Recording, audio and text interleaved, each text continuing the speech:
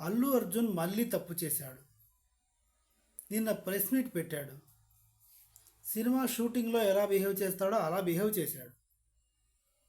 కనీసం సింపతి లేదు. ఆయన ఒక్కరోజు ఒక్క రాత్రి జైల్లో ఉండేసరికి సినిమా వాళ్ళందరూ వెళ్ళి ఆయన కాలో చెయ్యి ఇరిగినట్టుగా పరామర్శించారు. ఈ ఫ్యామిలీకి చూడటానికి ఒక్కరు కూడా రాలేదు అని రేవంత్ రెడ్డి గారు విరుచుకు పడుతుంటే అల్లు అర్జున్ వెళ్ళి నీళ్లు తాగి అనుకుంటూ జనరల్గా బయట ఎలా చేస్తాడో అలా బిహేవ్ చేశాడు. నిజంగా చెప్పాలంటే అందగాడు కావచ్చు అరవింద్ గారికి, మంచి హీరో కావచ్చు, 300 కోట్లు రెమ్యూనరేషన్ తీసుకున్న ఏకైక హీరో అల్లు అర్జున్ గారు. పుష్ప 2 సినిమాకి ఇతర దేశాల్లో సైతం ఫ్యాన్ ఫాలోయింగ్ ఉంది, అది మీకు కూడా తెలుసు.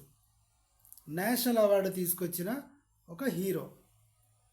కర్మ కాలి దరిద్రం ఎడమ చెప్పు మీద పోసి కొట్టిందో ఏమో కానీ ఆ సంధ్యా థియేటర్కి తగలబడ్డాడు. వెళ్ళి కట్ చేస్తే ఇంతవరకు జరిగింది. తెలంగాణ ప్రభుత్వం వదిలిపెట్టట్లేదు. ఇలాంటప్పుడైనా కాస్త సంయమనం పాటించి అయ్యా మీరేం చెప్తే అది చేస్తాను, తప్పు నాది అంటే సరిపోతుంది.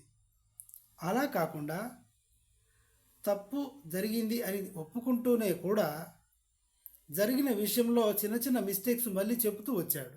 అవేంటి అంటే సినిమా స్టార్ట్ అవ్వగానే నేను వెళ్ళిపోయా అన్నాడు.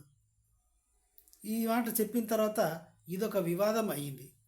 ఎందుకంటే జాతర సీన్ సగం మధ్యలో వస్తుంది సినిమాకి. సగం మధ్యలో ఆ జాతర సీన్ చూస్తున్నప్పుడు అల్లు అర్జున్ గారు ఒకడు వీడియో తీసి పెట్టాడు. సినిమా స్టార్ట్ అవగానే వెళ్ళిపోతే జాతర సీన్ ఎట్లొచ్చింది అంటే అల్లు అర్జున్ వచ్చినందుకు జాతర సీను స్టార్టింగ్లోనే వేశారా అని విమర్శలు. నా దగ్గరికి ఒక పోలీస్ ఆఫీసర్ కూడా రాలేదు, వెళ్ళిపోమని చెప్పలేదు.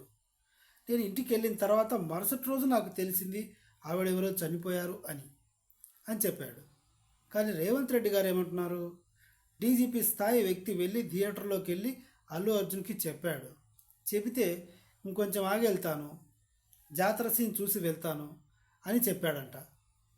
అల్లు అర్జున్ చెప్పింది నమ్మాలో రేవంత్ రెడ్డి చెప్పిందో నమ్మాలో తెలియదు, కానీ అల్లు అర్జున్కి బ్యాడ్ టైం స్టార్ట్ అయింది. తెలంగాణ ప్రభుత్వం అల్లు అర్జున్ని వదిలిపెట్టదు. రేవంత్ రెడ్డి ఉన్నంతకాలం అల్లు అర్జున్కి కర్మ అని చెప్పాలి. వీడియో నచ్చితే సబ్స్క్రైబ్ చేయండి. Thank you.